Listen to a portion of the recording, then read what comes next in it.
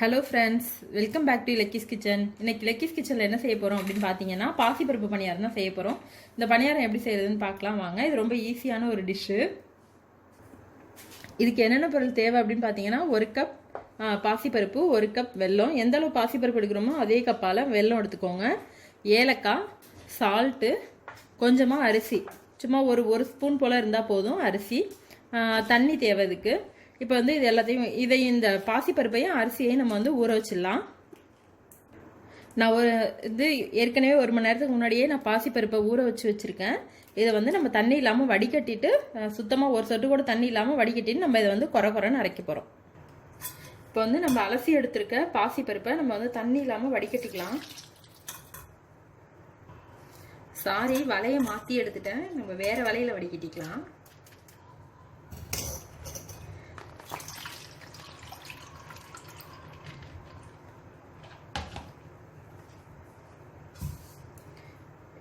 சுத்தமாக தண்ணியே இருக்கக்கூடாது. தண்ணி எல்லாம் நல்லா ட்ரைன் ஆகிடணும். ட்ரைன் ஆனதுக்கப்புறம் நம்ம வந்து மிக்சியில் வந்து இதை வந்து கொஞ்சம் கரகரப்பாக அரைக்க போகிறோம். அங்கே பருப்பு வந்து தண்ணி ட்ரைன் ஆகிட்டு இருக்கு. அதுக்குள்ளே நம்ம வந்து இது பாகு ரெடி பண்ணிடலாம். பருப்பில் வந்து மறுபடியும் பாத்திரம் வச்சுட்டு நம்ம பாகு காய்ச்சிடலாம்.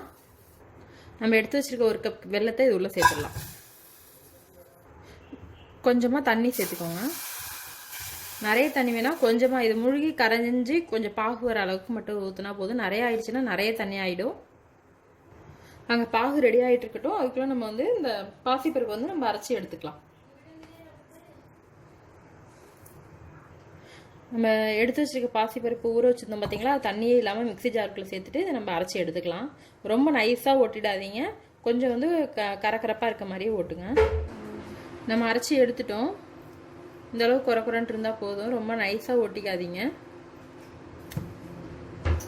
நம்ம இதை வந்து வேற ஒரு பவுலுக்கு மாற்றிக்கலாம்.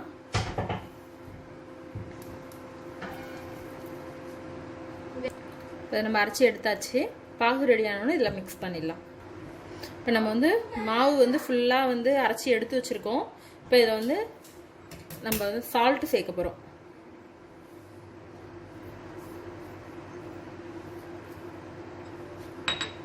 அப்புறம் இந்த ஏலக்காவை நசுக்கி இதுக்குள்ளே சேர்த்துடலாம். நம்ம இதில் நசுக்கி வச்சுருக்க ஏலக்காகவே இதுக்குள்ளே சேர்த்துடலாம். கொஞ்சம் தேங்காய் பூ வச்சுருக்கோம். தேங்காய் பூ ஆப்ஷனல் தான், உங்களுக்கு வேணும் அப்படின்னா நீங்கள் தேங்காய் பூ சேர்த்துக்கலாம். நானும் இதில் தேங்காய் பூ சேர்க்குறேன். தேங்காய் பூ சேர்த்தா இன்னும் கொஞ்சம் டேஸ்ட்டாக இருக்கும், அவ்வளோதான். இப்போ நம்ம இந்த சர்க்கரை பாகை இப்போ இந்த பாசிப்பருப்பு இதெல்லாம் சேர்த்துடலாம்.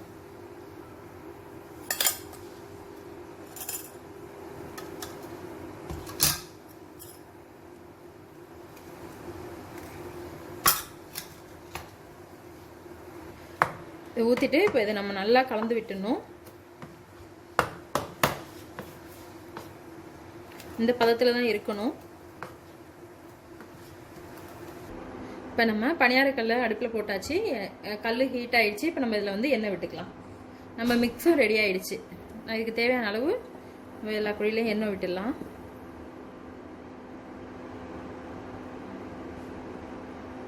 சிம்லேயே வச்சுக்கோங்க. சிம்லேயே வச்சு செஞ்சீங்க அப்படின்னா தான் அது வந்து ரொம்ப, ஏன்னா இது வெல்லம் சேர்த்துருக்கிறதுனால டக்குன்னு முறிவிடும் ஒரு மாதிரி. அதனால சிம்லேயே வச்சு செய்யுங்க. இப்போ எண்ணெய் சூடாயிடுச்சு. இப்போ நம்ம வந்து பணியாரக்கல்ல ஊற்றிடலாம்.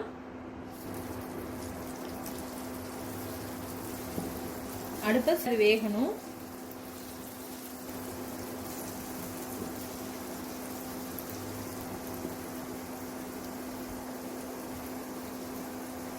எல்லா பணியாரமும் ஊற்றி முடிச்சாச்சு. இது 1 சைடு வெந்தோன்னு நம்ம இன்னொரு சைடு திருப்பி போடலாம். இப்போ இதை நம்ம திருப்பிடலாம்.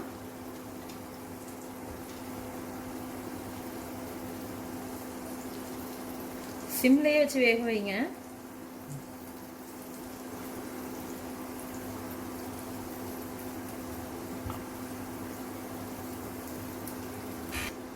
நம்ம எல்லாத்தையும் திருப்பி போட்டாச்சு. வெந்துட்டுருக்கு. சிம்லேயே தான் வேகணும். இது வேகிறதுக்கு மேக்ஸிமம் 3 to 4 நிமிஷம் ஆகும். அது வரைக்கும் வெயிட் பண்ணுங்கள். பொறுமையாக இருந்தாலும் செய்யலாம். இது இல்லாட்டி நீங்கள் ஹை ஸ்பீடில் வச்சிங்க அப்படின்னா அடுப்பை வந்து அது வந்து ஒரு மாதிரி முறிவிடும். அது வெள்ளைப்பாகுங்கிறதுனால இதை திருப்பி விட்டு வேக விடுங்க. அது திரும்பி வெந்தால் தான் உங்களுக்கு வந்து உள்ள சாஃப்டாக இருக்கும். இப்போ பணியாரம் ரெடி ஆயிடுச்சு. இப்போ நம்ம இதை எடுத்துடலாம். 2 சைடு இந்த மாதிரி நல்லா வெந்திருக்கணும். இதை எடுத்துட்டு காமிக்கிறேன். இப்போ பணியாரம் எல்லா பணியாரத்தையும் நம்ம எடுத்துட்டோம். இப்போ அடுத்த ஷிஃப்ட் ஊற்றிடலாம். இப்போ எல்லாமே ஊற்றியாச்சு. இப்போ இந்த பணியாரம் நம்ம சுட்டு எடுத்த பணியாரம் எப்படி வந்திருக்குன்னு நம்ம பார்க்கலாம். சூப்பரான பணியாரம் ரெடி ஆயிடுச்சு. இப்போ நம்ம இதை வந்து எப்படி சாஃப்டாக இருக்கா இல்லையான்ட்டு நம்ம பார்க்கலாம்.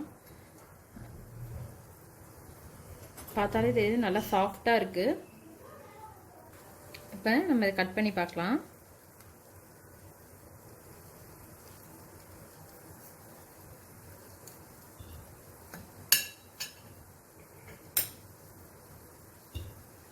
பாருங்கள், ரொம்ப சூப்பராக நல்லா வந்திருக்கு.